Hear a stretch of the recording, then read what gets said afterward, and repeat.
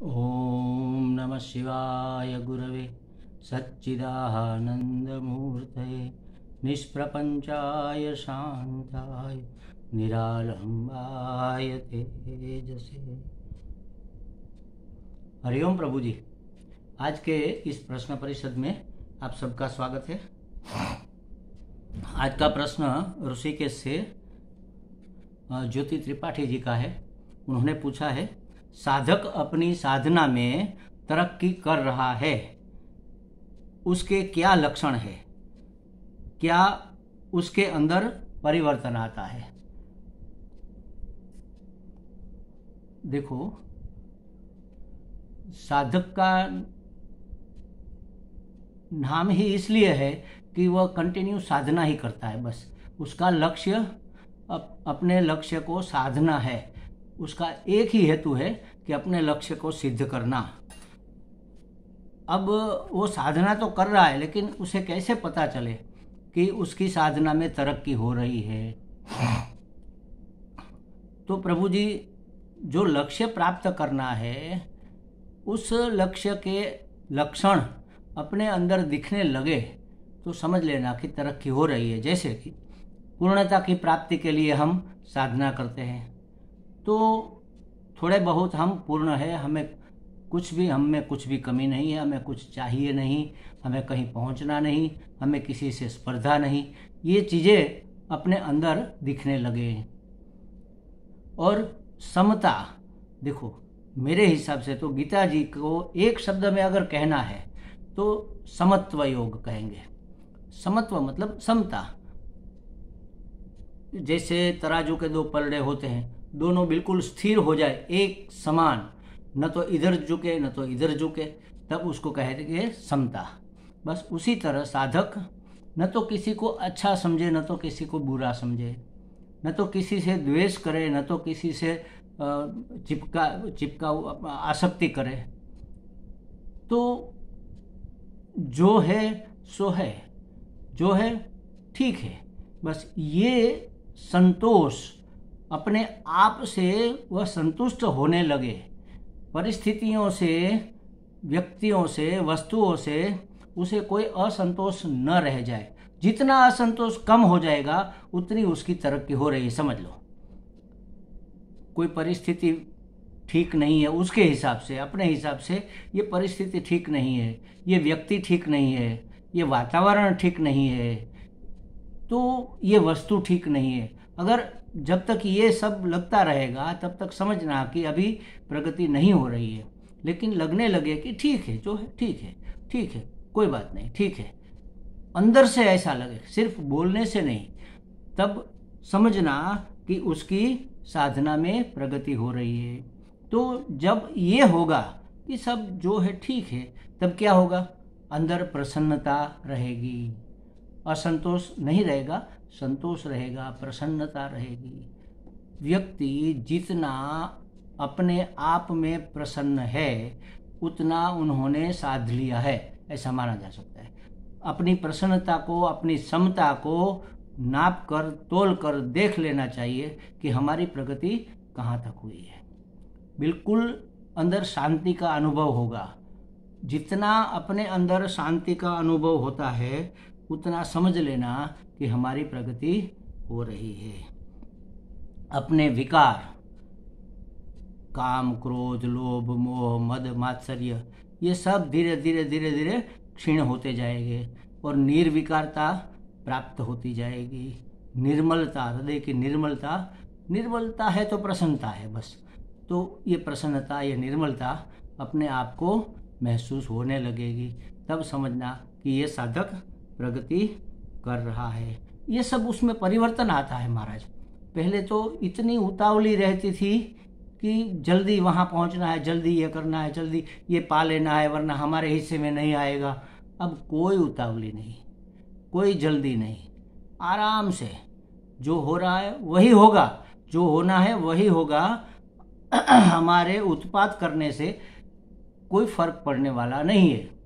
हमें लगता है कि हमने उतावली करके, जल्दी करके, दौड़कर किसी चीज़ को, किसी वस्तु को प्राप्त कर लिया और पीछे वाले रह गए। वास्तव में ऐसा नहीं है। जो होना है वह तो होता ही। ये अपना अनुभव है महाराज, मैं अपने अनुभव से कह रहा हूँ कि मेरा स्वभाव बहुत उत्पात वाला था, बहुत जल्दी वाला, उतावली वाला था। लेकिन फिर पता चला कि अरे ये तो उत्पात करने का कोई मतलब ही नहीं है, जो होना है वही होगा। जल्दी पहुंचो तो भी नहीं मिलेगा और देर से पहुंचो, किसको पता है कि जल्दी जाने में हमारा हित है या देर से जाने में।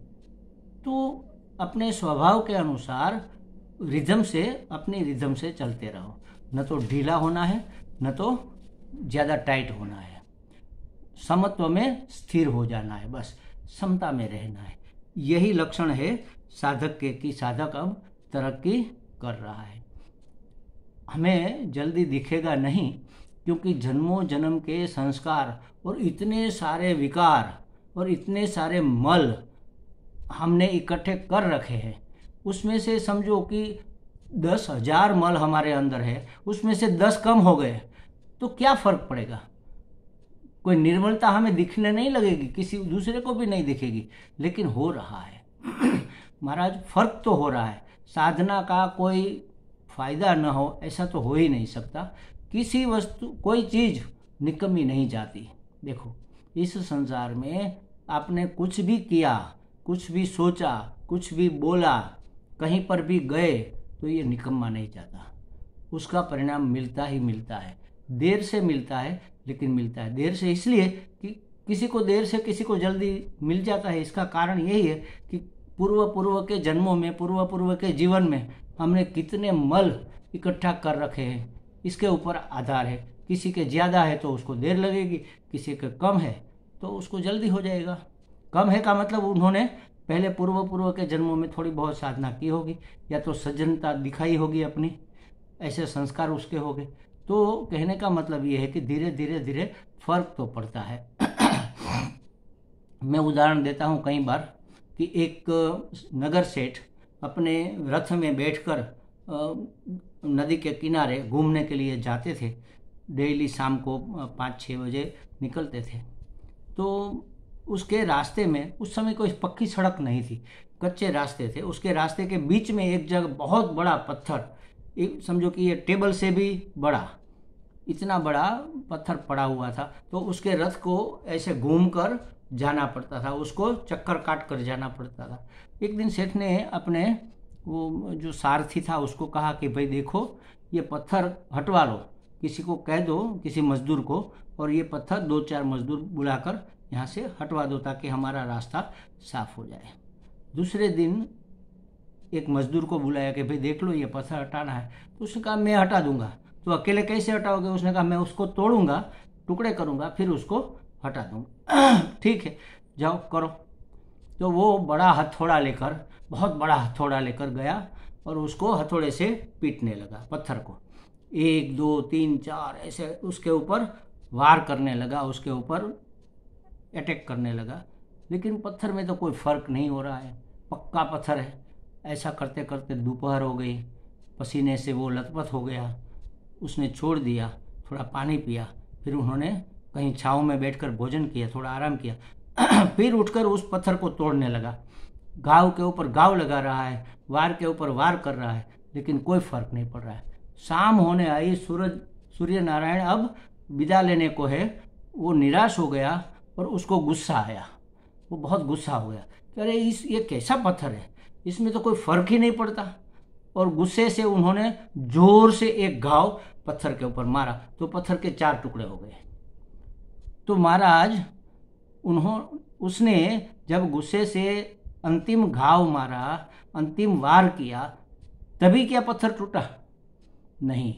आगे के जितने भी वार उसके ऊपर पड़े थे, जितने भी घाव उसके ऊपर लगाए गए थे, उन सब को मिलाकर अंतिम घाव में ये टूटा। 99 वार प्लस 100, 100वां, तब ये टूटता है। तो कहने का मतलब ये पहले ही घाव से वो पत्थर कमजोर होने लग गया, फिर दूसरा, फिर तीसरा, और कमजोर और कमजोर और कमजोर। अब इतना कमजोर हो गया कि अब एक घाव की जरूरत थी और उन्होंने मार दिया, वो टूट गया। तो साधना भी ऐसी है प्रभु जी। साधना करते जाओ, लगेगा कि कोई फर्क नहीं पड़ रहा है, लेकिन अंदर अंदर पड़ता है, बहुत फर्क पड़ता है, बहुत ही फर्क पड़ता है। सामने वाले को दिखे चाहे न दिखे, अपने आप को भी दिखे चाहे न दिखे, लेकिन साधना का फर्क तो पड़ता है। अपने हमारे गुरुजी कहते हैं कि अगर तुम ब्रह्म हो तो तुम्हें कैसे रहना चाहिए, कैसा व्यवहार करना चाहिए, कैसे बोलना चाहिए, कैसे सोचना चाहिए, बस वैसा करने लग जाओ। यही साधना है।